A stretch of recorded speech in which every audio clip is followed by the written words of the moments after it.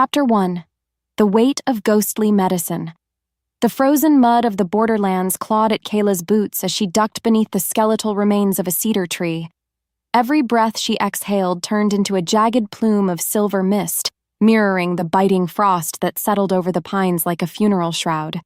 She adjusted the heavy canvas strap of her satchel, making sure the glass vials inside didn't clink together. Silence was the only currency that bought safety in the Northern Territories, and Kaela was currently the wealthiest person in the woods. Her eyes, sharp and restless as a hawk's, scanned the shifting shadows for the telltale glint of gold that signaled a pack patrol. Those wolves weren't just soldiers. They were the enforcement arm of a system that had executed her father for a crime he never committed. Following the narrow, hidden path toward the rebel camp required a level of focus that blocked out the gnawing hunger in her stomach. Because the Lycan Council controlled the distribution of silver root antibiotics, people in the fringes were dying of basic infections. Kaela refused to let that happen, even if it meant risking a public hanging. She felt the sudden shift in the air before she heard anything, a heavy, metallic scent that prickled the hairs on her neck. It wasn't the smell of damp earth or pine needles. It was the scent of a predator. She froze. Her heart hammered against her ribs like a trapped bird, but she forced her limbs to remain liquid and still. To her left, a thicket of thorns shivered despite the absence of wind. Was it a scout from the Iron Ridge pack? Or something worse? She gripped the hilt of the silver-plated dagger hidden in her sleeve, its cold weight a comfort against her skin. The forest seemed to hold its breath with her, the tension stretching tight enough to snap. If they caught her with this medicine, she wouldn't just be arrested, she would disappear into the king's dungeons forever. Building a life on the run had taught her that fear was a tool, not a master. She waited until the rustle subsided, then moved with the grace of a shadow, slipping behind a wall of granite. Why did it feel like the forest itself was watching her today? The sensation of eyes boring into her back wouldn't fade, no matter how many times she doubled back or masked her scent with crushed peppermint. It felt different than a standard patrol, heavier, more ancient, and deeply focused. As she reached the clearing near the medicine drop, she noticed a peculiar mark on a nearby oak, a fresh claw mark that wept sap like amber blood. It wasn't a warning she recognized. Have you ever felt the exact moment your luck runs out? Kaela felt it then, a cold realization that she had crossed an invisible line. She left the satchel at the designated hollow log and turned to vanish back into the mist, her pulse finally slowing. Yet, as she moved away, she heard a low, vibrato rumble that seemed to vibrate the very marrow of her bones. It wasn't a growl of aggression, but a sound of recognition. Because she knew the legends of the Lycan King, she understood that his reach was long, but she never imagined he would care about a stray courier in the mud. She pushed the thought away, focusing on the rhythmic thud of her feet. Her father's face flashed in her mind, the way he looked before the silver collar was locked around his throat. That memory acted as her fuel, pushing her through the exhaustion. She had to stay free. She had to remain a ghost. The path ahead narrowed as she neared the edge of the neutral zone. Just as she prepared to sprint across the final open ridge, a massive silhouette detached itself from the gloom of the trees. It didn't lunge. It simply stood there, a mountain of fur and muscle that blocked her only exit. The wolf's eyes weren't the yellow of a common shifter. They were a piercing, regal blue that matched the winter sky. Kaela skidded to a halt, her breath hitching. The creature watched her with a terrifying intelligence, its head tilted as if studying a puzzle. Before she could draw her blade, the wolf let out a sharp, commanding huff and vanished back into the white void of the storm. Did that really just happen? Her mind raced as she scrambled up the final incline, her hands trembling. She reached her small, hidden cabin just as the sky turned the color of a fresh bruise. Inside, the hearth was cold, but she didn't dare light a fire that might lead a tracker to her door. She sat in the dark, clutching her knees to her chest. The blue eyes of the wolf burned into her memory. She was safe for now, but the silence of the room felt like a lie. Something had changed in the woods today, and she knew the medicine wasn't the only thing the king's men would be looking for come morning. Chapter 2. The Fallen Soldier's Mercy. Morning light filtered through the cracks in the cabin walls, illuminating the dust motes that danced in the stagnant air. Kaela awoke to the sound of a heavy thud just outside her porch, followed by a wet, ragged cough that made her jump for her knife. She crept to the window, peering through the grime to see a man collapsed against her woodpile. He wore the shredded remains of a Royal Guard uniform, the dark fabric soaked with blood that looked black against the snow. His skin was the color of ash, and his breathing was a series of wet rattles that suggested a punctured lung or worse. Because she had spent years resenting every wolf who wore that crest, her first instinct was to let him die. He was the enemy, a piece of the machine that ground people like her into the dirt. Yet, as she watched his fingers twitch in the frost, she saw the desperation in his grip. He was holding a crumpled locket, his knuckles white with the effort. Kaela cursed under her breath, the internal war between her bitterness and her humanity raging in her chest. She couldn't be a murderer, even if the world had tried to make her one. She threw open the door, the cold air rushing in to bite at her cheeks. "Don't move," she barked, though the man clearly couldn't. She dragged him inside by his shoulders, his heavy frame a dead weight that strained her muscles. Once she got him onto the floor by the hearth, she ripped open his tunic to reveal a jagged, silver-tipped arrow wound in his side. The metal was poisoning him, preventing his shifter healing from taking hold. The irony wasn't lost on her. The king's own weapons were killing his soldier. She worked in a blur of motion, boiling water and grinding herbs with a ferocity born of adrenaline. "Why were you out there?" she muttered, though he was drifting in and out of consciousness. "The Borderlands are no place for a lone guard." The soldier groaned, his eyes fluttering open to reveal a gaze clouded with pain. He tried to speak, but only a crimson bubble formed on his lips.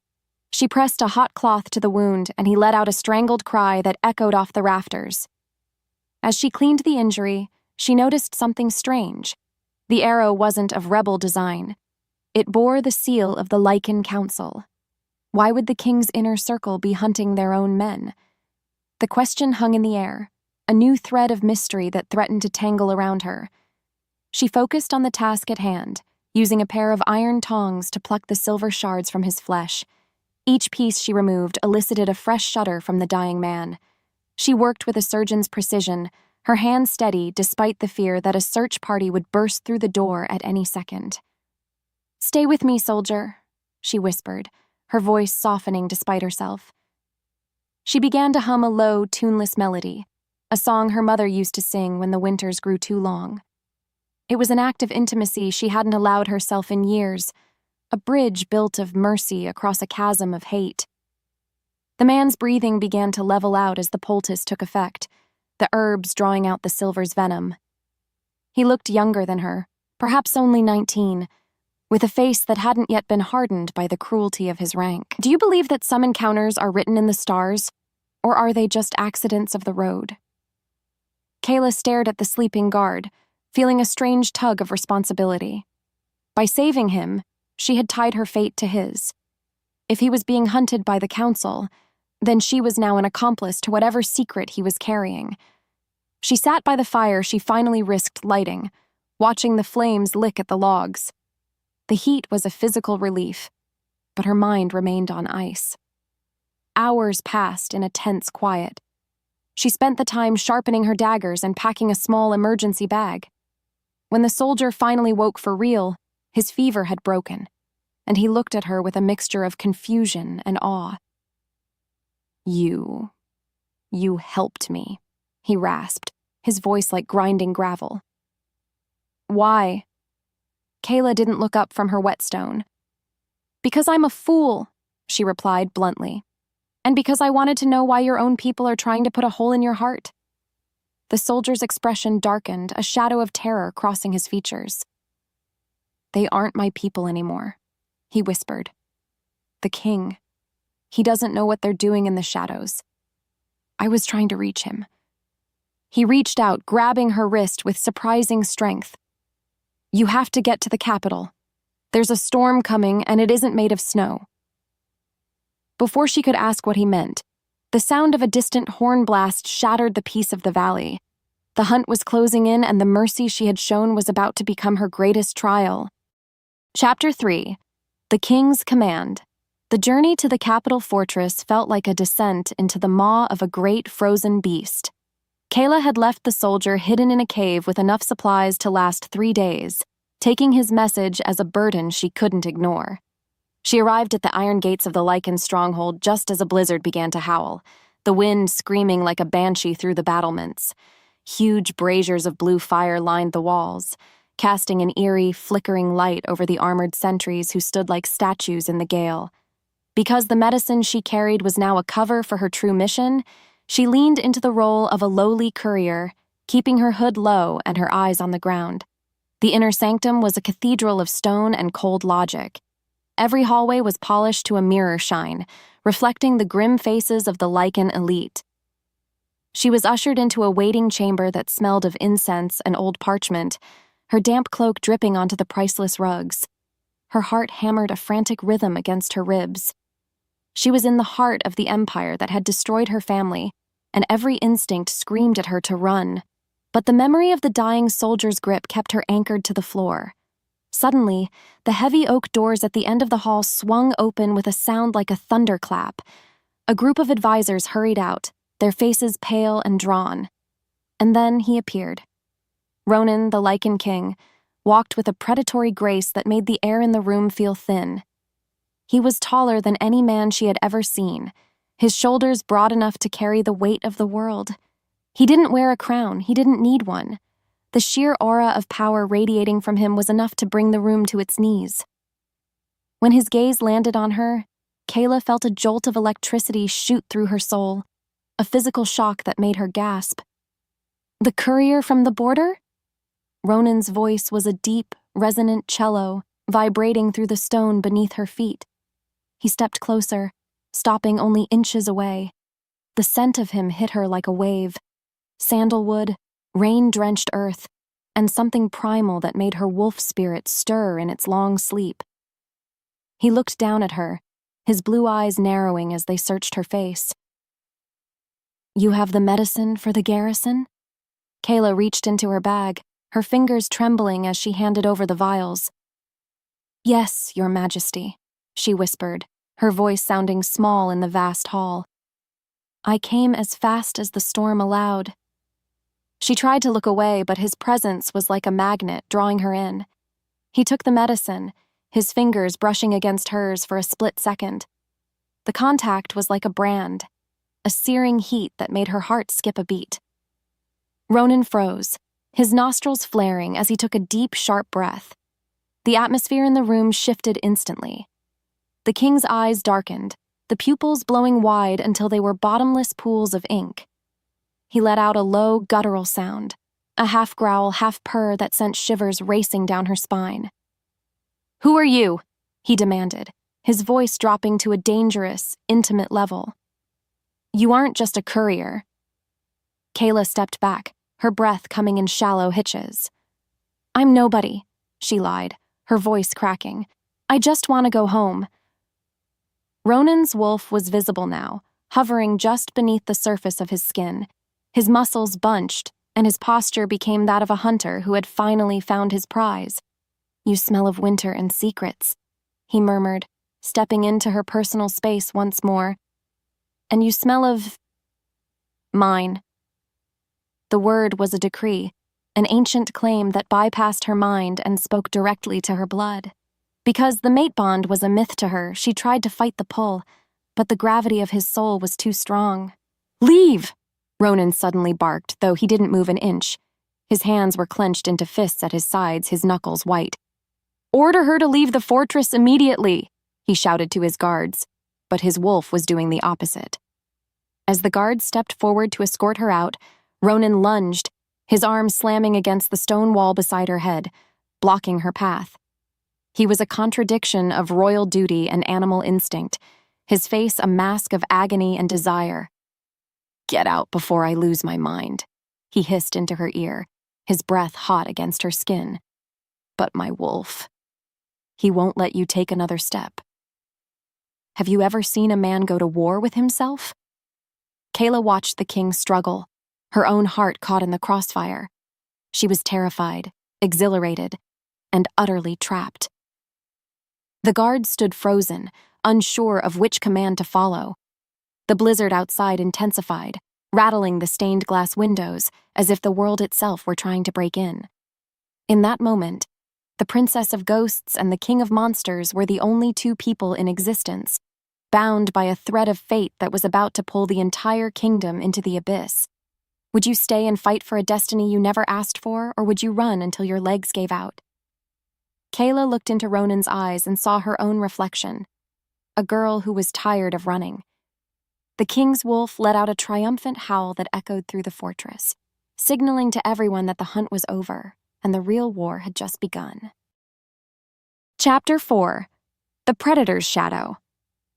The stone walls of the fortress guest quarters felt less like a sanctuary and more like a beautifully carved tomb. Kaela paced the length of the room, her boots clicking rhythmically against the obsidian floor. Every time she closed her eyes, she felt the searing heat of Ronan's hand against the wall, trapping her in a vacuum of scent and power. Because the Lycan king had publicly claimed her as his mate, the very air in the capital had turned toxic with gossip and hidden blades. She wasn't just a courier anymore, she was a walking target, a bloodline scandal wrapped in a commoner's cloak. She approached the window, watching the moonlight bleed across the jagged peaks of the Iron Mountains. Why did the universe have such a twisted sense of humor? To be bound to the man who represented everything she loathed was a cruelty she hadn't prepared for. Suddenly, a sharp splintering sound shattered the silence. Before she could react, the heavy oak door imploded, sending shards of wood flying through the air like lethal confetti. 3 masked figures surged into the room, their movements blurred by shifter speed. They didn't carry swords. They carried silver-tipped nets designed to paralyze. Kaela dove over a low table, her hand finding the hilt of the dagger she had hidden beneath her pillow. "Not today," she hissed, her voice a serrated edge in the dark. She slashed at the first attacker, her blade finding a gap in his leather armor. He let out a choked sound, but the others were already on her. They moved with a military precision that suggested they weren't mere bandits. Just as the shimmering silver net descended toward her, a roar that shook the very foundation of the fortress erupted from the hallway. The wall beside the doorway disintegrated as a massive charcoal-furred beast slammed into the room. It was Ronan, though the man was entirely buried beneath the fury of the wolf. He didn't just fight, he decimated. With a single swipe of a paw the size of a dinner plate, he sent one assassin through the window, the glass shattering into 1,000 diamonds. The remaining 2 tried to flee, but the king's wolf was a force of nature. He pinned the last man to the floor, his massive jaws hovering inches from the intruder's throat, a low, vibrating growl making the floorboards hum. "Stop!" Kaela screamed, her voice cutting through the bloodlust. She scrambled to her feet, her chest heaving. Ronan's wolf turned his head, those piercing blue eyes locking onto hers. The transformation back to his human form was a violent, agonizing process. His bones cracked and shifted, his skin knitting itself back together in a display of raw, masculine power. He stood before her, naked and unashamed, his chest heaving with the same adrenaline that coursed through her veins. He didn't look like a king. He looked like a god of war who had just found his religion. Because he was breathing so hard, he couldn't speak for a long moment. He simply stared at her, checking for injuries with a gaze that felt like a physical touch. "You're bleeding," he finally rasped, stepping toward her. Kaela looked down to see a small graze on her arm where a wood splinter had caught her. "It's nothing," she snapped, her pride rising to meet his intensity. "Who were they, Ronan? Your council? Your friends?" The king's expression darkened, a flash of ancient sorrow crossing his features. "They are people who fear what you represent," he whispered, "and they are right to fear it. Do you think safety is a place, or is it a person you haven't learned to trust yet?" Kaela felt the pull of the mate bond tightening, a golden thread wrapped around her heart, pulling her toward the monster who had just saved her life. She wanted to push him away, to scream at the unfairness of fate, but her hand moved of its own accord, reaching out to steady him. The moment her skin touched his, a surge of warmth flooded her body, erasing the chill of the night. Ronan leaned into her touch, a broken sound escaping his throat. For the first time, the Lycan King looked vulnerable, and that was the most terrifying thing Kaela had ever seen. Chapter 5. The Glass Cage. The following morning found Kaela standing in the center of the royal gardens, a lush, emerald irony surrounded by cold stone walls. She was being protected, which in the Lycan capital was just a polite word for being under house arrest. Every exit was guarded by soldiers who looked at her with a mixture of reverence and disgust. She spent her hours testing the perimeter, looking for a weakness in the security. But Ronan had anticipated her every move. He knew her spirit was that of a wild thing, and he had built a cage of glass and gold to keep her contained. "You won't find a way out through the briars," a voice rumbled from behind a marble fountain. Ronan was leaning against a pillar, dressed in formal black silk that did little to hide the primal power of his frame. He watched her with a brooding intensity, his arms crossed over his chest. "I've spent half my life making this fortress impenetrable. Did you really think a few rose bushes would stop my guards?" Kaela turned to face him, her chin tilted in defiance. "I've escaped better men than you in the Borderlands, Your Majesty." A ghost of a smile touched his lips, but it didn't reach his eyes. "I don't doubt that," he admitted. He walked toward her, his footsteps silent on the mossy path. "But those men didn't have a wolf that could track your scent through a hurricane." He stopped just out of arm's reach, the air between them crackling with unspoken tension. Why did he have to be so rational when she wanted him to be a villain? It was easier to hate a tyrant than a man who was clearly trying to save her from a fate she didn't yet understand. They spent the afternoon in a strange verbal dance, arguing about the pact laws and the injustice of the fringe settlements. Kaela found herself surprised by his depth. He wasn't the mindless beast the stories claimed. He was a strategist who was drowning in a sea of tradition and treachery.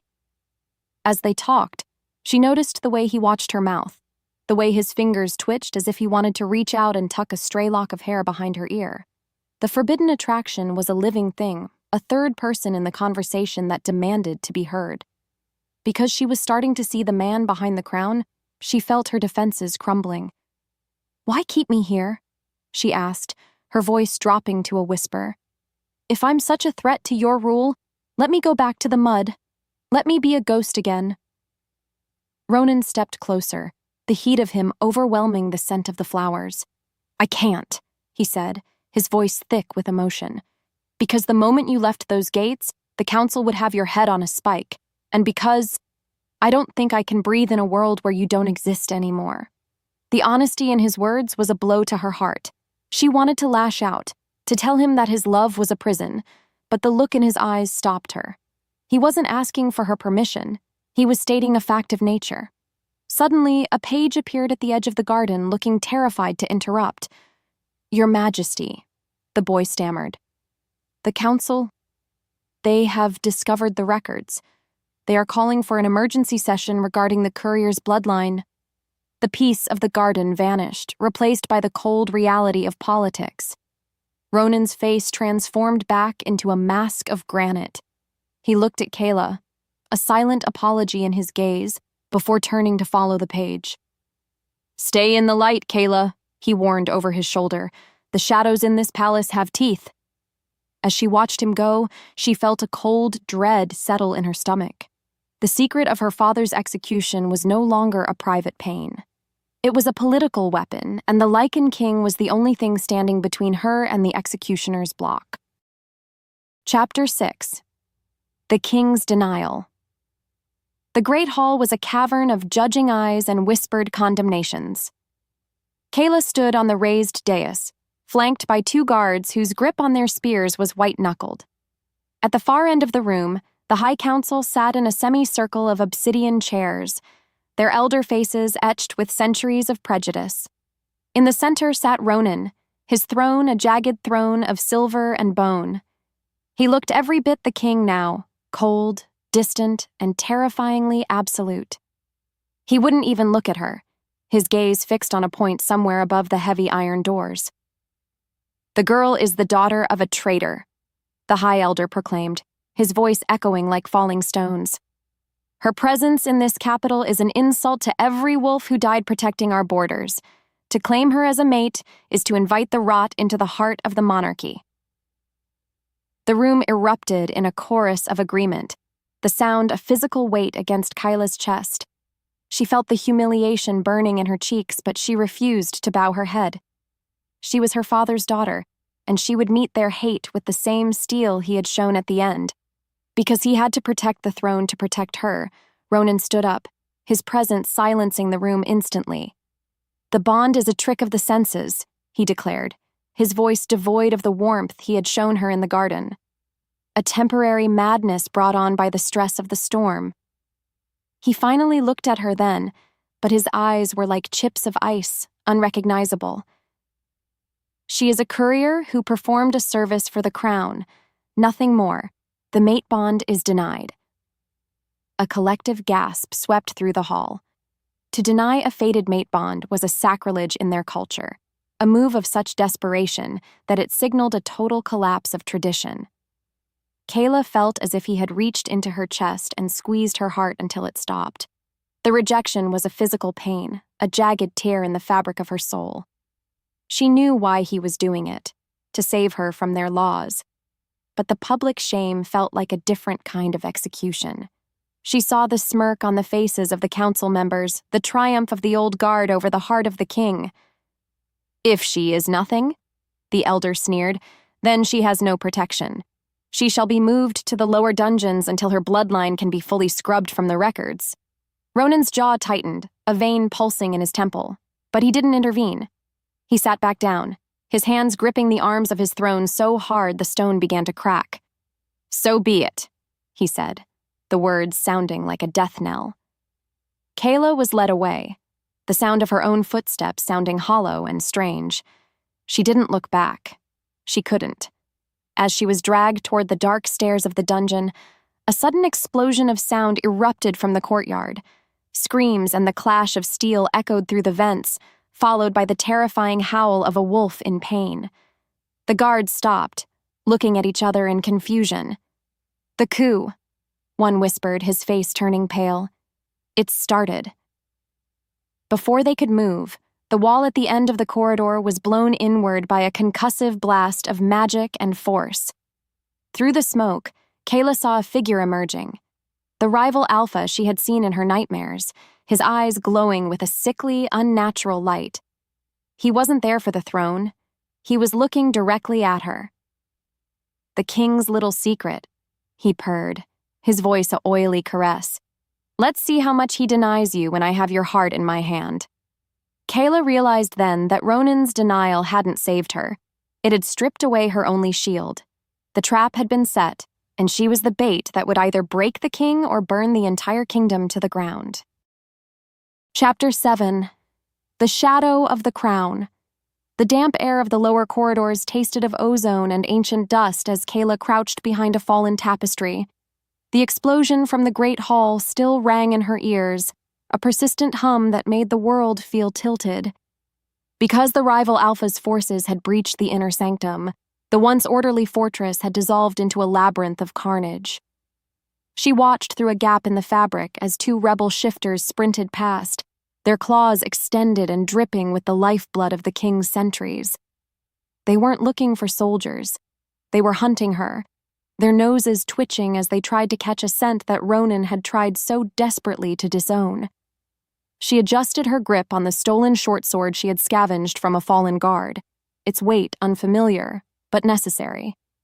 Her heart felt like a jagged piece of glass in her chest, a reminder of Ronan's public rejection that cut deeper than any physical blade. Why did the memory of his cold, distant eyes hurt more than the threat of the assassins closing in? She pushed the thought aside, forcing herself to focus on survival. She was a daughter of the Borderlands, a survivor of the frost, and she refused to die in a hole while the man who claimed to be her fate sat on a crumbling throne. Slipping from her hiding spot, she moved with the silent fluidity of a mountain cat toward the servants' passage. The walls here were rougher, the luxury of the upper levels replaced by functional gray stone.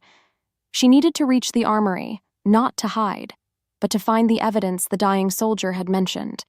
If a storm was coming, she intended to be the lightning. Suddenly, a hand clamped over her mouth, and she was yanked into a dark alcove before she could let out a breath. She lashed out with her elbow, connecting with something hard and muscular. "Easy, little ghost," a familiar, gravelly voice whispered. It was the soldier she had saved in the woods, his face still pale but his eyes sharp with purpose. "The king sent me to find you." Kaela pulled away, her eyes narrowing in the gloom. "The king denied me," she hissed, her voice trembling with a mix of fury and relief. "He told the world I was nothing." The soldier shook his head, a grimace of pain crossing his face as he shifted his weight. "He lied to keep the council from executing you on the spot, but his wolf is currently tearing through the courtyard because he can't feel your heartbeat through the stone." The revelation hit her like a physical blow, a surge of warmth fighting through the ice of her resentment. Do you believe that a lie can be a form of devotion, or is it just another layer of betrayal? Kaela looked at the soldier, seeing the sincerity in his gaze. "He's a fool," she muttered, though her grip on her sword loosened. "And so are you for coming back here." The soldier gave a weak shrug. "I owe you a life, and the king owes me a kingdom that isn't run by traitors. We're going to the archives. There's a record there that the High Elder has been trying to burn for 20 years. Chapter 8. Secrets in the Ink. The archives were a cathedral of forgotten knowledge, where the scent of old leather and vanilla-scented rot hung heavy in the air. Kaela and the soldier, whose name she now knew was Silas, navigated the towering shelves as the sounds of battle echoed distantly through the vents. Because the coup had drawn the majority of the guards to the front gates, the archives were eerie in their stillness. Silas led her to a restricted section behind a heavy iron grate, his hands trembling as he fumbled with a set of master keys. "It's in the ledger of the Great Purge," Silas whispered, his voice echoing off the high, vaulted ceiling. "The night your father was taken." Kaela felt her breath hitch. This was the moment she had been running toward her entire life, the truth behind the nightmare that had defined her. She pulled a heavy, velvet-bound book from the shelf, its cover coated in a layer of gray ash. As she flipped through the pages, her eyes scanned the lists of names, each one a life snuffed out in the name of pack purity. She found it near the end of the year. Elias Thorne. Charge. Sedition. Sentence. Immediate termination. But as she looked closer, she saw a series of notes scribbled in the margins in a different hand. Her father hadn't been a rebel. He had been the king's most trusted investigator. He had discovered that the High Council was siphoning silver root medicine to sell to enemy pacts in exchange for political favors. He was executed not because he was a traitor, but because he was the only one who knew the truth. The room seemed to spin as the weight of the betrayal settled on her shoulders. Her father had died for the very medicine she had spent her life smuggling. A tear escaped her eye, tracing a path through the dust on her cheek. "They killed him to keep their pockets full," she whispered, her voice thick with a cold, rising rage. "And Ronan, his father signed the order." Silas placed a hand on her shoulder, his expression grim. "The old king was a puppet, Kaela, but Ronan isn't. That's why they're trying to kill him too." Suddenly, the doors to the archives were kicked open, and 3 council enforcers stepped in, their silver weave armor shimmering in the candlelight. "You've seen too much, courier," the lead enforcer growled, his hand hovering over the hilt of a curved scimitar. "It's a pity. You would have made a beautiful trophy for the Alpha King's collection." Kaela closed the ledger with a deliberate thud, her fear replaced by a clarity that felt like ice water in her veins. She wasn't a victim anymore. She was the evidence. "I'm not a trophy," she said, her voice steady and echoing with a power she didn't know she possessed. "I'm the consequence." She lunged forward, her movements a blur of desperate speed.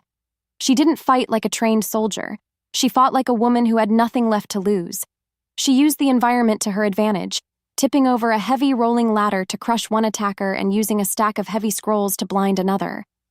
In the chaos, she felt a shift in the air, a sudden, overwhelming pressure that made the hair on her arms stand up. The shadows at the far end of the room coalesced into a familiar towering shape. Ronan burst through the darkness, his presence a literal shockwave that knocked the enforcers back. He didn't look at the enemies. His eyes were locked on Kaela, a mixture of terror and relief etched into his rugged features. He was covered in soot and blood, his regal silks torn to ribbons. "Kaela," he breathed, the name sounding like a prayer. He moved toward her, but stopped when he saw the ledger in her hand. The truth was out, and the silence between them was a bridge that was finally, irrevocably, on fire. Chapter 9. The Brink of the Abyss. The air in the archives was thick with the scent of ozone and the metallic tang of spilled blood. Ronan stood before Kaela, his chest heaving as he fought to keep his wolf under the surface. He looked at the book in her hand, then at the tears drying on her face, and for the first time the Alpha King looked truly small. Because he had spent his reign trying to atone for a father he despised, the revelation of her father's innocence was a final, crushing blow to his pride. He didn't offer an excuse, he didn't offer a lie, he simply stood there, waiting for her judgment. "You knew," Kaela whispered, her voice a serrated edge that cut through the silence. "You knew the council was corrupt, and you let them keep their seats while I starved in the mud." Ronan shook his head, a single step toward her being met with the tip of her blade. "I suspected," he rasped, his voice breaking. "But I didn't have proof. They held the records, Kaela. They held the law. I've been fighting a war in the dark for 3 years, trying to find the thread that would let me hang them all." The tension was interrupted by a low, mocking laugh from the doorway. The High Elder stood there, flanked by a dozen heavily armed shifters. He didn't look worried. He looked bored. "A touching reunion," he sneered, his eyes flicking to the ledger. "But ultimately, a useless one. The coup isn't just a rebellion, Ronan. It's a reorganization. The people want a king who isn't distracted by a half-breed mate and a ghost from the past." He raised a hand, and his guards leveled their crossbows. In that moment, the power dynamic shifted.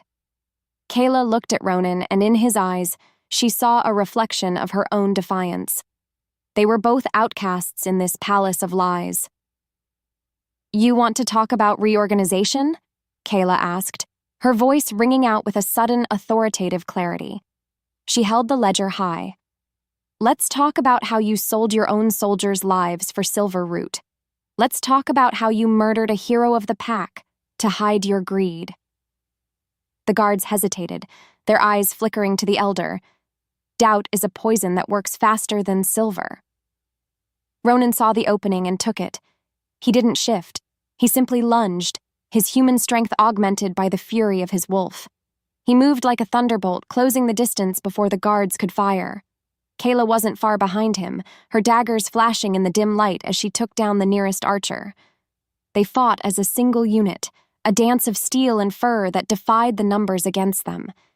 As the last of the Elder's guards fell, a near kiss in a private corridor, a moment of stolen breath between the crates of the archives, almost happened as Ronan pulled her out of the line of fire. He held her for a heartbeat longer than necessary, his hand warm against the small of her back. "We have to get to the Great Hall," he whispered against her hair. "If we can show the people the truth, the coup will collapse."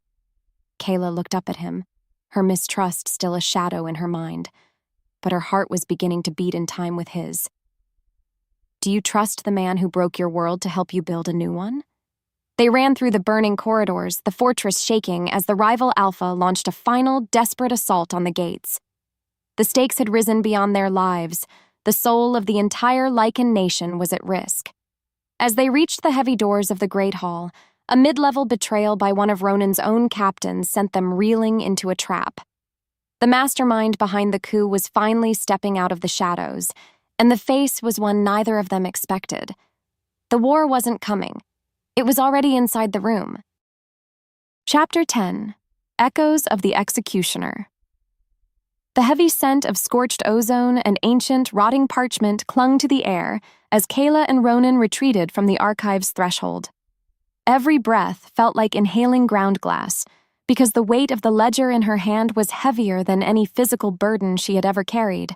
She watched the flickering torchlight play across Ronan's face, seeing the raw agony of a man who realized his throne was built on a foundation of innocent blood. Why did the truth feel more like a cage than the prison cell she had just escaped? She adjusted her grip on the book, her knuckles white, feeling the ghost of her father's hand guiding her through the darkness. "They didn't just kill him," Kaela whispered, her voice a jagged blade in the silence. "They erased him because he was the only one who actually cared about the people you claim to rule."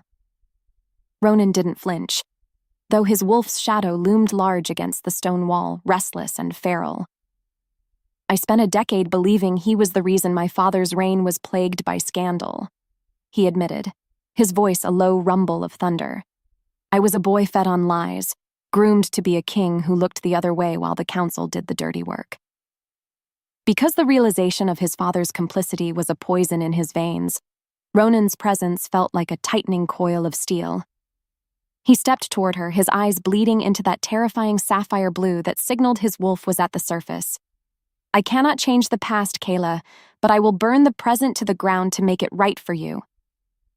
The sincerity in his tone sent a traitorous shiver through her, a spark of warmth that she desperately tried to douse with the ice of her memory. She didn't want his protection. She wanted justice, yet she couldn't deny that his warmth was the only thing keeping the damp chill of the dungeons from seizing her heart. Suddenly, a series of rapid, rhythmic thuds vibrated through the floor, the sound of heavy, armored boots sprinting down the adjacent gallery. The council's cleaners were coming to finish what the assassins started. "We don't have time for your penance," Kaela snapped, her survival instinct overriding her grief. "If we die here, this ledger becomes a funeral pyre for the truth." Ronan nodded, his face hardening into a mask of regal command that made the very air feel pressurized. He grabbed her hand, and for a heartbeat, the connection was so intense that she saw flashes of his own memories. Lonely hallways, the crushing weight of a crown he never asked for, and a hollow ache that only seemed to fill when she was near. They moved like shadows through the servants' conduits, a labyrinth of narrow passages designed to keep the help invisible. As they rounded a corner, a near miss from a silver bolt shattered the stone inches from Kaela's head. "Flank them!" a voice barked, the voice of Captain Harlan, a man Ronan had trusted since childhood. The betrayal was a physical blow, a sudden realization that the rot in the capital went deeper than the council. Ronan let out a guttural roar, a sound of pure, unadulterated heartbreak that transitioned into a terrifying battle cry as he lunged into the fray to buy her time. Chapter 11: The Alpha's Fracture. The midpoint of the struggle arrived not with a whimper, but with the deafening crash of the Great Hall's eastern stained glass window. As Kaela and Ronan burst into the courtyard, they were met with a sight that looked like a vision of the apocalypse. The rival Alpha, a mountain of scarred flesh and malice named Varric, stood atop the Fountain of the Founders, his claws dripping with the golden ichor of the palace guards.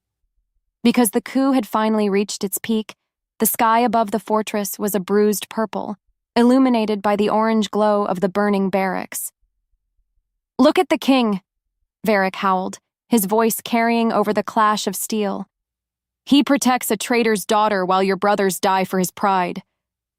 The crowd of wavering shifters in the courtyard rippled like a dark sea, their loyalty fraying under the weight of the propaganda. Ronan stepped forward, his naked chest heaving, blood matting the dark fur that was beginning to sprout along his spine. He looked at his people, then at Kaela, and she saw the moment he made the choice. He wasn't just a king anymore. He was a mate. "She is not a traitor." Ronan's voice shook the very foundation of the stone walls.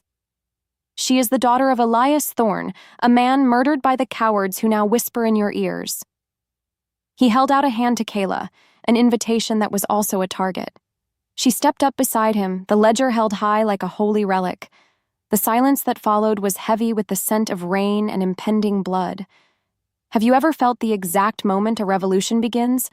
The tiny crack in the glass before the whole world shatters? Varric didn't wait for a rebuttal. He shifted midair, a blur of brown fur and bone-snapping force, lunging directly at Kaela. Ronan met him halfway, the two alphas colliding with a sound like two massive boulders smashing together. The shockwave sent Kaela stumbling back, her heart leaping into her throat. This was the raw, primal reality of the world she had tried to escape, a world where power was the only truth. She watched the two wolves tear at each other, a chaotic dance of teeth and claws that blurred into a singular mass of violence. While the alphas fought, the Council's elite guards began to close in on Kaela, their eyes fixed on the ledger. She didn't wait for them to reach her. She used the chaos of the courtyard to her advantage, slipping between the legs of the fighting shifters, her daggers carving a path of desperation through the ranks. She felt a strange new power humming in her limbs, a resonance with Ronan's wolf that made her senses hyper-acute. She could smell the fear on the guards, hear the frantic beating of Varric's heart, and see the tiny openings in their defenses before they even moved. The fight was a blur of silver and red, a desperate scramble for a truth that seemed to be slipping away. Just as Varric pinned Ronan to the jagged remains of the fountain, Kaela saw her opening. She didn't aim for the alpha, she aimed for the mechanism of the heavy portcullis above the gate. With a well-placed throw of her heavy satchel filled with iron scraps, she jammed the gears, causing the massive iron gate to drop with a bone-jarring thud. The sound distracted Varric for a split second, giving Ronan the opening he needed to sink his fangs into the rival's shoulder. Chapter 12: The Price of Loyalty. The courtyard was a graveyard of broken stone and dying echoes as the immediate threat receded into the shadows of the burning palace. Varric had retreated, his wolf limping but his spirit unbroken, leaving behind a kingdom that was now divided by more than just walls. Kaela leaned against a pillar, her breath coming in ragged gasps, the cold air stinging her throat. Because the truth about her father was now public, she could feel the shifts in the atmosphere, the way the remaining guards looked at her with a mixture of confusion and burgeoning respect. Ronan approached her, his human form returning with a slow, painful grace. He was covered in deep gashes, his skin a roadmap of the violence he had endured for her. He didn't say a word as he reached out, his fingers trembling as they brushed the side of her face. The intimacy was a sharp contrast to the carnage surrounding them, a quiet melody in the middle of a war. "You should have stayed in the passage," he whispered, though his eyes told a different story. They were filled with a fierce, burning pride that made her heart ache. "And let you have all the fun?" Kaela replied, her voice shaky but filled with a new, hard-won steel. She looked at the ledger, its cover now stained with her own blood. "They won't stop, Ronan. The Council will come for us both now. There is no going back to the way things were." Ronan nodded, his gaze turning toward the darkened spires of the High Council's tower. "I know," he said, his voice hardening. "The bond between us isn't just fate anymore. It's a declaration of war against the old world." The political fallout was already beginning to settle like ash on the snow. Groups of soldiers were huddling in the corners of the courtyard, their hushed whispers carrying the weight of the coming storm. The forbidden attraction between the king and the borderland girl was no longer a secret. It was the spark that had ignited the dried tinder of the pact's discontent. Do you think a kingdom can survive the truth, or is a lie the only thing that keeps the peace? Kaela watched the smoke rise into the night sky, feeling the weight of the coming days pressing down on her. Suddenly, a sharp, piercing whistle echoed from the battlements, followed by the sound of more silver bolts hissing through the air. The assassins weren't done. A group of shadows detached themselves from the roofline, their movements coordinated and lethal. One of them aimed directly at Ronan's exposed back. "Look out!" Kaela screamed, throwing herself toward him. The bolt grazed her shoulder, the silver burning like liquid fire as it bit into her flesh. She fell into his arms, the world spinning as the poison began to work its way into her system. Ronan caught her, his growl vibrating through her entire body. The danger hadn't accelerated. It had reached a breaking point. As he gathered her up, his eyes glowed with a feral, protective light that promised a nightmare for anyone who dared to follow. The traitor counselor was still out there, weaving the final threads of the trap, and Kaela realized that her survival was now the only thing keeping Ronan from going completely feral. They retreated into the darkness of the inner keep, the sound of the assassin's footsteps a constant, looming threat that promised no mercy in the hours to come. Chapter 13. The Crucible of Trust. The flickering orange glow of a dying torch cast long, distorted shadows against the damp walls of the hidden armory. Kaela leaned back against a cold stone pillar, her teeth gritted against the white-hot fire blooming in her shoulder where the silver bolt had grazed her. Because the metal was designed to disrupt a shifter's essence, every pulse of her heart felt like a jagged needle scraping against her ribs. She watched Ronan through a haze of pain as he paced the small chamber, his movements no longer regal but entirely animalistic. He was a caged predator, his chest bare and stained with the soot of the burning palace, his eyes reflecting a terrifying struggle between his human restraint and the feral protectiveness of his wolf. "Sit still!" Ronan commanded, his voice a low, vibrating hum that seemed to resonate in the very marrow of her bones. He knelt before her, his large hands trembling slightly as he reached for the medical kit she had salvaged from the border. The irony wasn't lost on her. The king was now the one playing the role of the healer, while the girl who lived in the shadows was the one bleeding for his crown. She wanted to pull away, to maintain the distance she had cultivated like a shield for years, but the moment his fingers brushed her skin, a jolt of raw energy surged through her.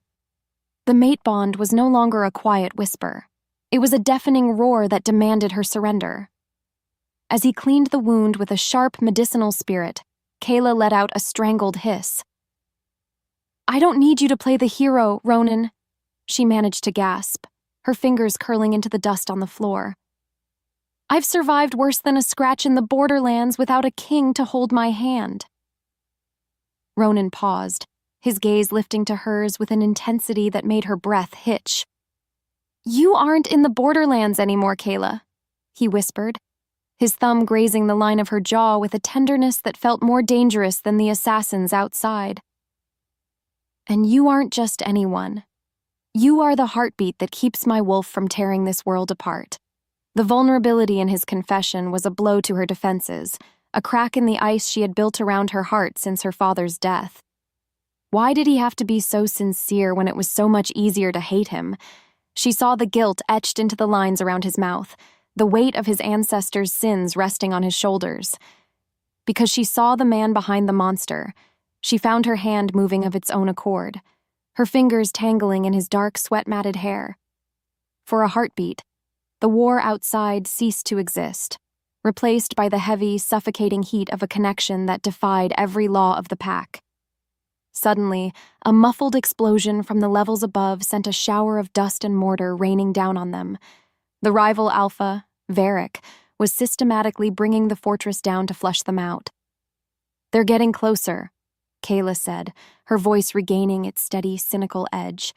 "Your council traitors and that rabid dog Varric won't stop until they see us both on a pyre." Ronan stood, pulling her up with him in one fluid, powerful motion. He didn't let go of her hand, his grip a silent promise that he wouldn't allow her to be a ghost again. "Do you believe that some bonds are forged in the fire so that they can never be broken?" Kaela looked at the heavy iron door of the armory, knowing that the moment they stepped through it, they were committing to a path that had no return. She reached for her twin daggers, the cold steel a familiar weight in her hands. She wasn't just surviving anymore.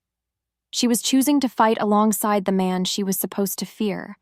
The transition from wary survivor to a king's equal was a jagged one, but as she looked at Ronan, she realized that her independence didn't have to mean isolation. Chapter 14. The Blood Moon Pact. The narrow spiral staircase leading to the western battlements was a vertical tunnel of shadows and the metallic tang of spilled blood. Every step was a calculated risk, because the traitorous council members had seeded the fortress with their personal enforcers, men who had traded their honor for silver and land. Kaela moved ahead of Ronan, her smaller frame allowing her to scout the tight corners with the silence of a nocturnal predator. She felt a strange, humming resonance in her blood, a sensory expansion that allowed her to hear the frantic scuttle of rats 3 levels down and the rhythmic breathing of the guards waiting in ambush above. 3 of them, she whispered back to Ronan, her voice barely a breath of air, armed with heavy pikes and silver-tipped crossbows. Ronan nodded, his eyes glowing with a feral sapphire light that seemed to pierce through the gloom. He didn't hesitate. He moved with the terrifying speed of a landslide, charging into the landing before the guards could even level their weapons. Kaela followed like a shadow, her daggers flashing in the moonlight that poured through the arrow slits. It was a brutal, efficient dance of survival, a symphony of steel and snarls that left the corridor painted in the crimson of betrayal. As they reached the open air of the battlements, the sight of the kingdom below was a vision of chaos. The city was a sea of torches, the people torn between the tradition of the throne and the promises of the rebels. Because the mate bond was physically manifesting as a golden aura only they could perceive, Kaela felt Ronan's every emotion, his rage at the betrayal, his fear for his people, and a deep, pulsing desire for her that made her knees weak. "We have to reach the signal pyre," Ronan grunted, his hand clasping hers as they sprinted across the stone walkway. "If I can call the loyalists from the southern valleys, we can end this tonight." Just as they reached the base of the massive signal tower, a figure detached itself from the darkness of the parapets. It was the High Elder, his face a mask of cold, calculating malice, holding a glowing crystal that hummed with a sickly, forbidden energy. "You always were a romantic, Ronan," the Elder sneered, his voice carried by the wind. "A weakness that your father warned me about. You would burn an empire for a girl who smells of dirt and rebellion." He raised the crystal, and the air around them suddenly thickened, the gravity increasing until Kaela felt like she was being crushed into the stone. The mate bond flared in response to the threat, a white-hot surge of energy that pushed back against the Elder's magic. Kaela felt a scream building in her throat, not of pain but of a power she had suppressed her entire life. She wasn't just a courier, she was a catalyst. Because the Elder's magic was built on the suppression of the wolf, the presence of a true mate bond was like a poison to his spell. She stepped forward, her body trembling with the effort of the defiance. "My father died for the truth," she roared, the sound echoing with a resonance that shattered the glass in the nearby windows. "And I am the truth you couldn't bury." Do you ever wonder if the stars wait for moments like this, when a single choice can rewrite the history of 1,000 years? The crystal in the Elder's hand began to crack, the dark energy bleeding out into the night air. Ronan seized the moment, his wolf lunging forward to shatter the Elder's defense with a blow that sent the old man reeling toward the edge of the battlements. But as the Elder fell, he let out a jagged, triumphant laugh. "You think you've won?" he wheezed. "Varric is already in the nursery. The lineage of the king ends tonight, one way or another." Chapter 15. The Lion and the Lamb. The words of the High Elder were a death knell that sent a wave of pure, unadulterated terror through Ronan's system. He didn't wait to see the old man hit the rocks below. He turned toward the inner keep with a desperation that made him seem more wolf than man. Kaela was right behind him, her heart hammering a frantic rhythm against her ribs. Because she had grown up without a family, the thought of the innocent lives inside the fortress being used as pawns in this game made her blood boil with a protective fury. They skidded into the royal wing to find the doors to the sanctuary hanging off their hinges, the scent of Varric's musk heavy and suffocating in the hallway. Kaela felt a surge of adrenaline that sharpened her vision until every detail, the scratch marks on the wood, the droplets of blood on the floor, stood out in high definition. She saw Varric at the end of the hall, his massive, scarred form hunched over a group of terrified servants and their charges. He wasn't killing them yet. He was waiting. He was the ultimate predator, and he knew that the king would come for his own.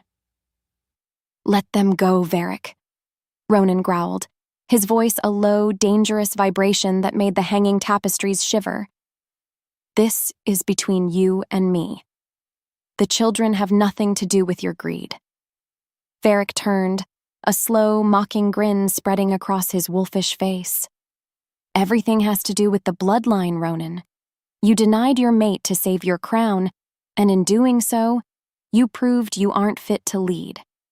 A real alpha doesn't compromise." He lunged, not at Ronan, but at the nearest servant, his claws extended in a lethal arc. Kaela didn't think. She acted. She threw one of her daggers with a precision born of years of hunting for her dinner, the silver-plated blade catching Varric in the flank. It wasn't a killing blow, but it was enough to divert his path. Ronan followed up with a shoulder charge that sent the rival alpha crashing through a set of double doors into the royal solarium. The two alphas were locked in a final, brutal struggle, a whirlwind of teeth and fur that threatened to tear the room apart. Kaela moved to secure the survivors, her eyes darting around for the traitor counselor who she knew had to be lurking nearby. She found him hiding behind a heavy velvet curtain, a silver stiletto held in a trembling hand. It was the treasurer, the man who had signed the orders to starve the Borderlands. "You!" Kaela hissed, her voice sounding like a predator's. "You're the one who thought my father's life was worth a few crates of medicine." The man whimpered, his eyes bulging with terror. "It was just business," he cried, the words a pathetic excuse for a lifetime of cruelty. Kaela didn't hesitate. She disarmed him with a kick that sent the stiletto skittering across the floor, then pinned him to the wall with a hand at his throat. Because she had spent her life as a victim of his business, she felt a dark, cold urge to end him then and there. But as she looked over her shoulder and saw Ronan finally pinning Varric to the floor, she realized that she didn't want to be a murderer. She wanted to be a leader. She dragged the treasurer toward the center of the room, just as the loyalist guards burst through the doors, led by Silas. The coup was collapsing, the traitors were being rounded up, and the scent of victory began to replace the stench of fire. As the sun began to peek over the horizon, casting a pale golden light over the ruined solarium, Ronan returned to his human form and walked toward Kaela. He was covered in blood, exhausted, and broken. But when he looked at her, he was whole. He didn't say a word as he pulled her into a deep, desperate kiss that tasted of salt and survival. The mate bond was finally, irrevocably sealed, a silent oath that they would rule this new world together. The traitor counselor was led away in chains, and as the people began to emerge from their homes, Kaela. Chapter 16. The Poisoned Hand. The triumph of the solarium felt like a distant, cruel hallucination as the chilling reality of the fortress's lower levels swallowed Kaela whole. Everything had seemed to settle into a hard-won peace until a frantic message about a secondary breach led her away from Ronan's side. Because she had finally allowed herself to believe in the safety of the bond, her guard was lower than it had been in a decade. She hurried through the narrow, torch-lit corridor of the West Wing, her boots echoing with a hollow, frantic rhythm. Silas had been the one to call for her, claiming he'd found more records of the Council's offshore accounts that could fund the reconstruction of the Borderlands. "In here, Kaela," Silas urged, his voice tight with a strange, vibrating energy. He stood by the heavy iron door of a secondary archive, his face partially obscured by the shifting shadows. Kaela stepped into the room, her eyes scanning the shelves, but she stopped when she heard the heavy thud of the door locking behind her. She turned, her heart skipping a beat as she saw Silas standing with his back to the exit, his hand gripping a vial of shimmering violet liquid. "I'm sorry," he whispered, his eyes filling with a watery, pathetic regret. "They have my sister, Kaela, the High Elder. He didn't fall alone." Before she could draw her daggers, a hidden panel in the wall slid open and two enforcers wearing the insignia of the rival Alpha stepped out. The betrayal was a physical weight, a cold iron band tightening around her throat. Why did she think a few days of shared battle could erase a lifetime of professional treachery? She lunged for the window, but a sharp, stinging sensation in her neck made her legs buckle. Silas had thrown a dart with the precision of the soldier she had taught him to be.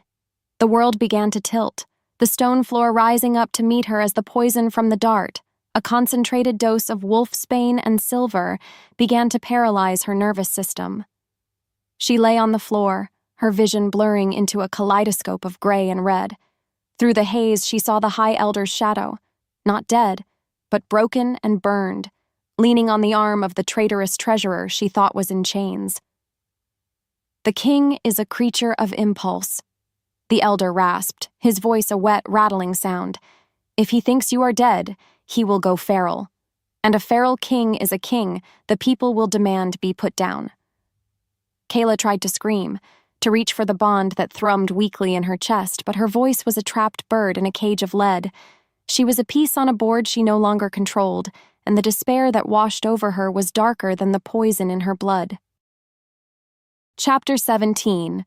The Feral Heart. The silence in the royal apartments was shattered by a sound that wasn't human or animal, but something far more ancient and terrifying. Ronan stood in the center of the room, his nostrils flaring as the scent of Kaela's distress, a sharp metallic tang of fear and wolfsbane, hit him like a physical blow. Because the bond was a bridge, he felt her consciousness slipping away, a light being snuffed out in a vast, dark ocean. He didn't call for his guards. He didn't reach for his sword. The Alpha King simply ceased to be, replaced by a mountain of charcoal fur and primal, unbridled rage.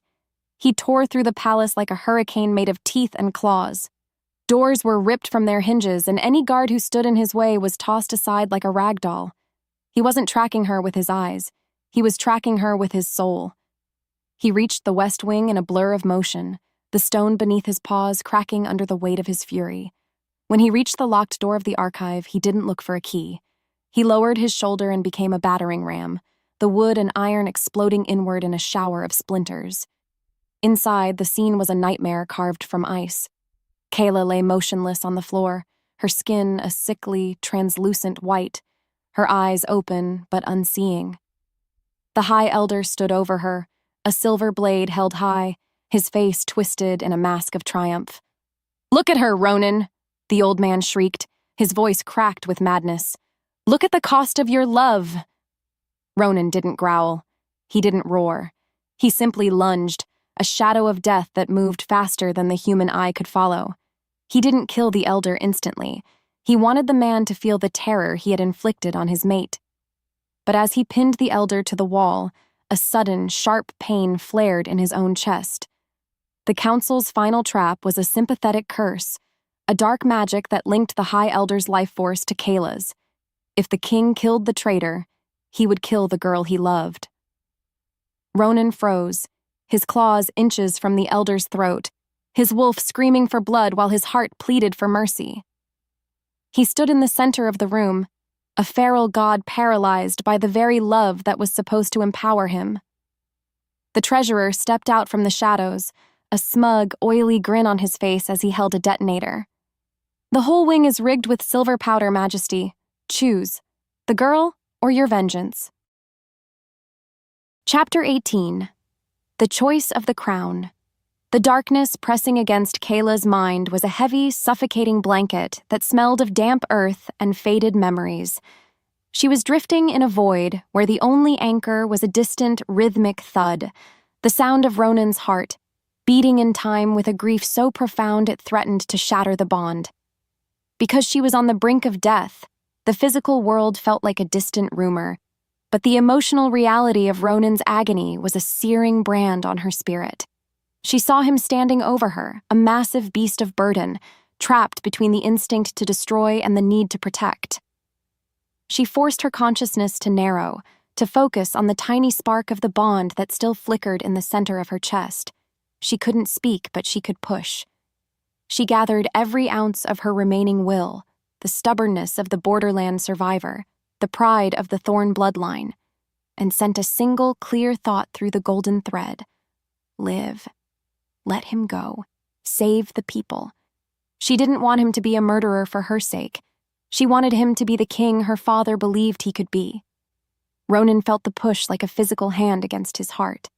His feral sapphire eyes cleared for a split second, the man looking out through the wolf's mask.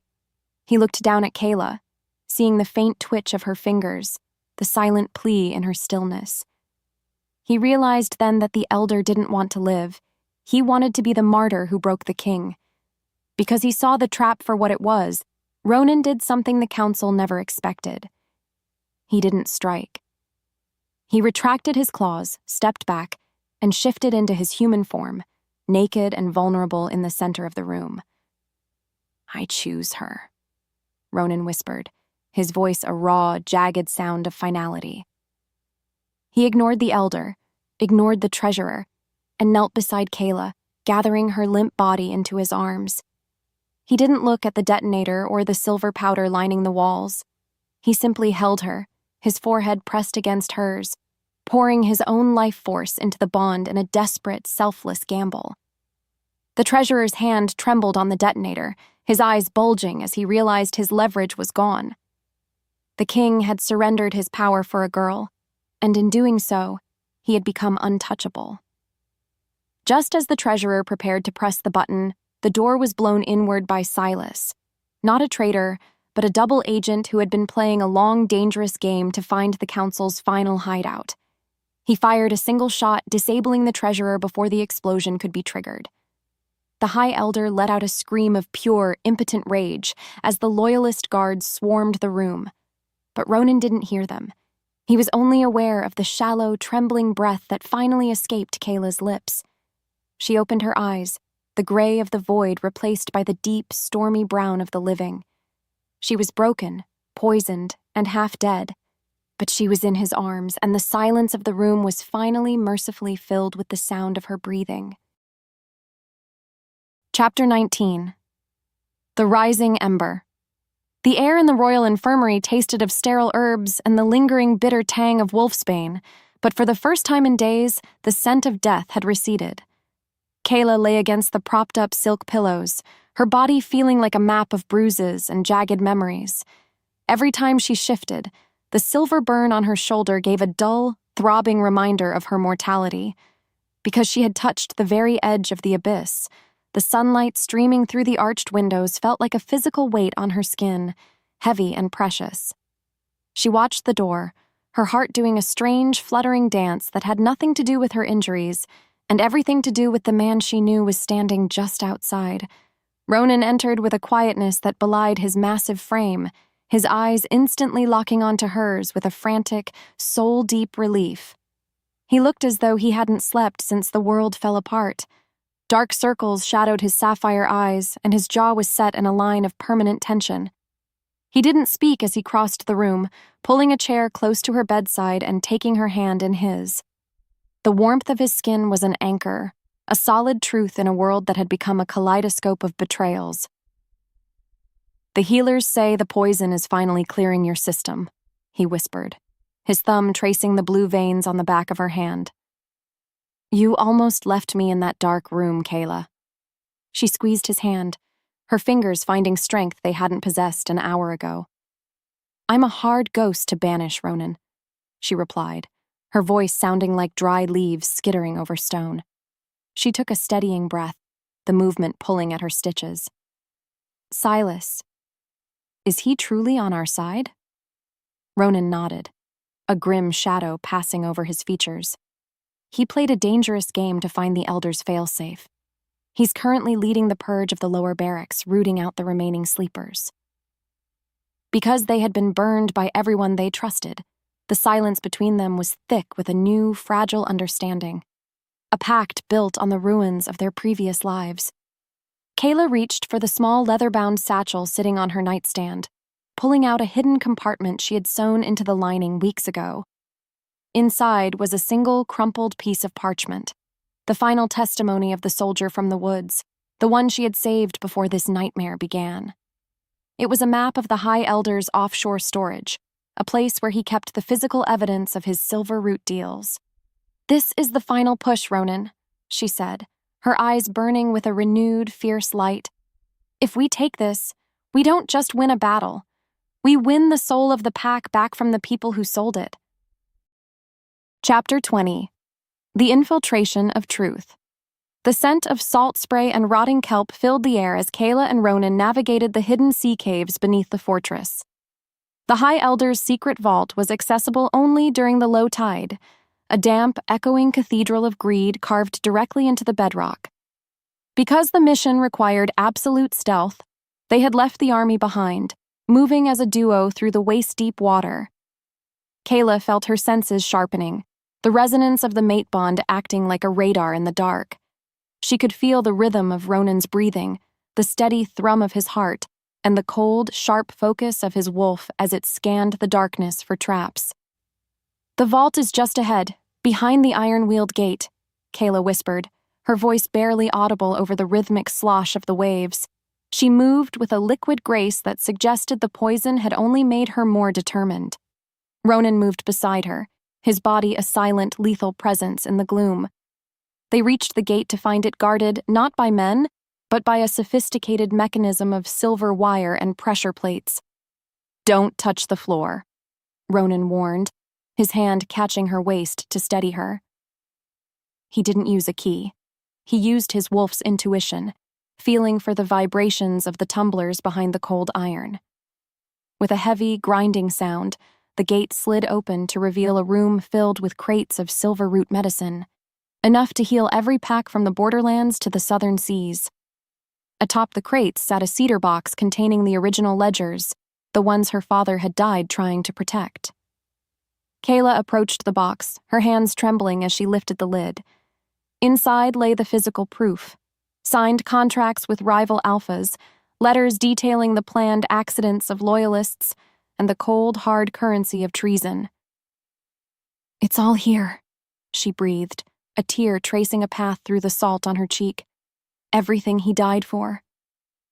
Just as she reached for the ledgers, the sound of a heavy metallic click echoed through the cave. The floor beneath them shifted, and a wall of silver bars dropped from the ceiling, separating them. Varric stepped out from a hidden alcove, his face a ruin of scars and madness, a torch in one hand and a barrel of black powder in the other. "A beautiful trap for a beautiful couple," he sneered, his voice wet and distorted. The king and his little courier, buried in the dark with the truth they love so much. He didn't lunge. He simply dropped the torch toward the trail of powder leading to the crates. Chapter 21. The Heart of the Storm. The world became a flash of blinding white and a roar of collapsing stone as the initial explosion rocked the sea cave. Because Ronan had reacted with the instinct of a protector, he had thrown his massive body against the silver bars, the metal hissing against his skin as he tried to reach Kaela. The cave was filling with smoke and the smell of ozone, the ceiling groaning under the weight of the sea above. Kaela scrambled to her feet, the ledgers clutched to her chest, her eyes searching for a way through the barrier. "Ronan, the water!" she screamed, pointing toward the rising tide that was now surging into the chamber through the cracks in the floor. "Get to the upper ledge!" Ronan roared, his human skin beginning to bubble and shift as his wolf forced its way to the surface. The silver bars were designed to kill a shifter, but the mate bond was acting as a conduit of pure, unadulterated power. He grabbed the bars with his bare hands, the smell of burning flesh filling the air, and with a sound of twisting metal that defied physics, he wrenched a gap wide enough for her to slip through. He collapsed to his knees, his hands charred and raw, but his eyes were fixed on her with a desperate, burning urgency. "Go, Kaela. Take the truth to the people. Do you believe that some fires are meant to burn away the old world so that the new one can breathe?" Kaela didn't leave him. She grabbed his arm, pulling his massive frame toward the narrow ventilation shaft that led to the cliffs above. She wasn't just a survivor anymore. She was the strength he needed to stay human. They climbed through the dark, the sound of the cave collapsing behind them a thunderous applause for their escape. As they broke through to the surface, the cold night air hit them like a physical blessing, the moon hanging full and silver over the turbulent ocean. They stood on the cliff's edge, looking back at the fortress that was now illuminated by the fires of justice. The evidence was in her hands. The king was by her side, and the people were finally beginning to wake up. "It's over, Ronan," she whispered, her voice steady despite the adrenaline coursing through her. Ronan looked at her, his charred hands finding hers, the pain in his eyes replaced by a quiet, absolute devotion. "No," he said, his voice a low, resonant hum of promise. "It's just beginning." The final confrontation was no longer a matter of blades, but of words and transparency. As they began the long walk back to the gates, Kaela felt the mate bond solidify into something unbreakable, a golden thread that had survived poison, fire, and betrayal. The rival Alpha was dead, the council was in ruins, and the truth was finally coming home. "Would you risk everything to be the light in a dark kingdom?" Kaela took a step forward, the ledger heavy and hopeful in her grip, ready to face the world not as a ghost, but as a queen. Chapter 22. The Verdict of the Moon. The Great Hall didn't smell of incense or old parchment anymore.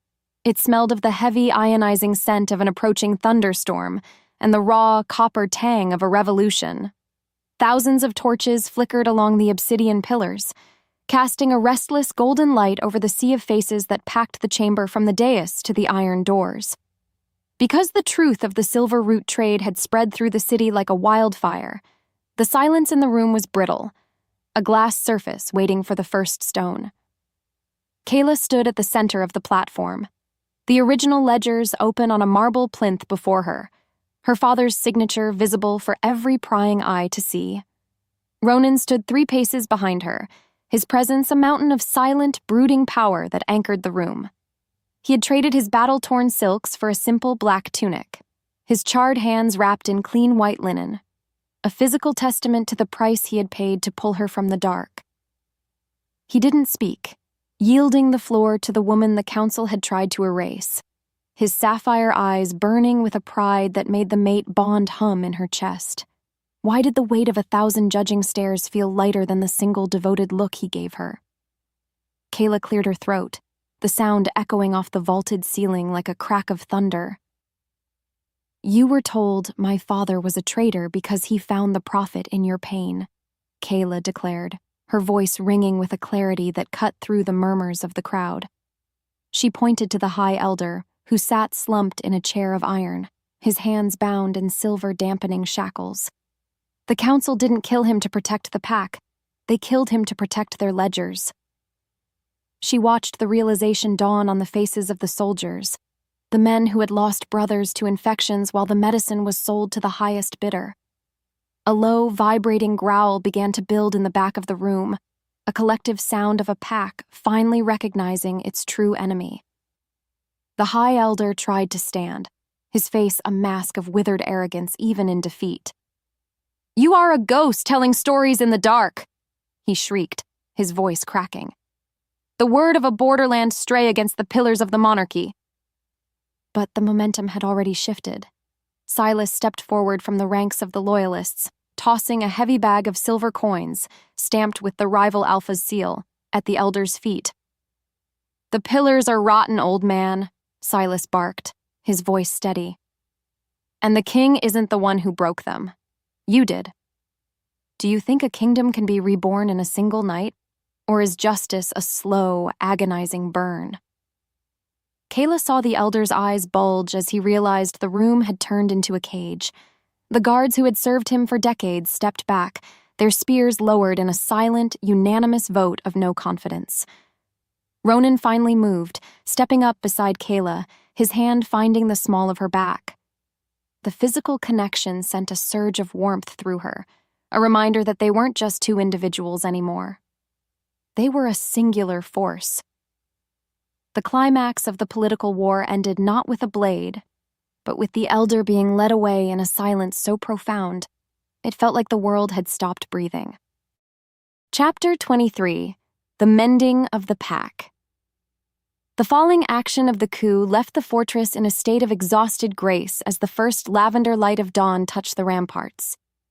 In the days that followed, the atmosphere of the capital shifted from a place of secrets to a hive of reconstruction. Kaela spent her mornings in the lower courtyards, overseeing the distribution of the recovered silver root medicine to the fringe settlements. Because she knew what it was like to watch a wound fester in the cold, she didn't delegate the task. She stayed until every satchel was filled and every courier was dispatched. She was no longer the girl fleeing through the cedars. She was the architect of a new kind of survival. Ronan was a constant shadow in her periphery, balancing the heavy demands of a fractured council with the primal need to remain near his mate. They didn't need words to communicate anymore. The bond had matured into a sophisticated language of pulses and sudden shared emotions. When he felt overwhelmed by the administrative rot he was clearing away, she felt a dull ache in her own temple. When she felt the satisfaction of a successful delivery, his wolf would let out a contented, low rumble that she could hear through the walls. Their romance wasn't a whirlwind of stolen kisses anymore. It was a steady, burning hearth that heated the cold corners of the palace. One evening, they sat together on the balcony of the royal apartments, the city below finally glowing with the lights of a peaceful evening. "The council wants to discuss the formal coronation," Ronan murmured, his voice a soft vibration against the crown of her head.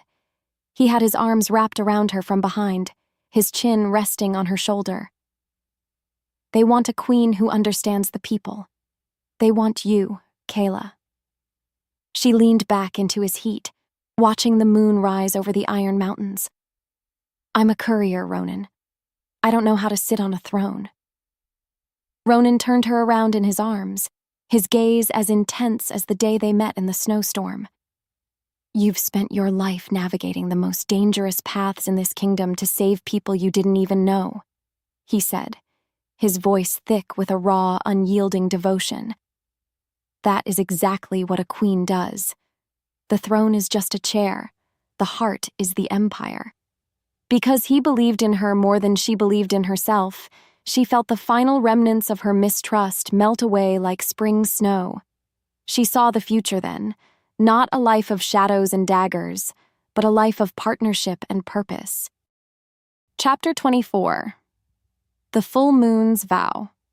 The resolution of their journey culminated on the night of the great equinox, under a moon so large and silver it seemed to brush the tops of the fortress spires. The entire pack had gathered in the ancient stone circle at the heart of the forest, a place where the rules of the city didn't apply and only the laws of the wolf remained. There were no crowns here, no ledgers, and no politics. Kaela wore a simple dress of white linen, her hair flowing loose and wild, while Ronan stood across from her, his chest bare to show the scars of the battles they had fought together. They moved toward each other as the pack began a low, rhythmic chant that sounded like the earth itself was singing. Because the mate bond was a sacred thing, the air in the circle began to shimmer with a pale, golden light that pulsed in time with their heartbeats. Ronan took her hands in his sapphire eyes reflecting the celestial fire above. "I, Ronan, Alpha of the Iron Ridge, claim you as my mate, my equal, and my soul," he declared, his voice carrying through the trees like a promise. "From this night until the stars go cold, my wolf is yours, and my life is your shield." Kaela felt the power of the vow settle over her, a physical weight that didn't feel like a burden, but a completion. She looked at him, the man who had ordered her to leave to save her, and the wolf who had refused to let her go. "I, Kaela, daughter of the Borderlands, claim you as my mate and my king," she replied, her voice steady and full of a newfound joy. "I offer you my strength, my truth, and a heart that no longer needs to hide." She leaned in, marking his neck with the gentle, sharp nip that finalized the bond. The sensation was an explosion of sensory bliss, a kaleidoscope of forest scents, the heat of his skin, and a deep, soul-shattering sense of finally being home. The epilogue of their story wasn't written in books, but in the thriving sanctuary Kaela opened at the edge of the capital. It was a place for the lost, the abandoned, and the fringe dwellers, a bridge between the world of the palace and the world of the mud.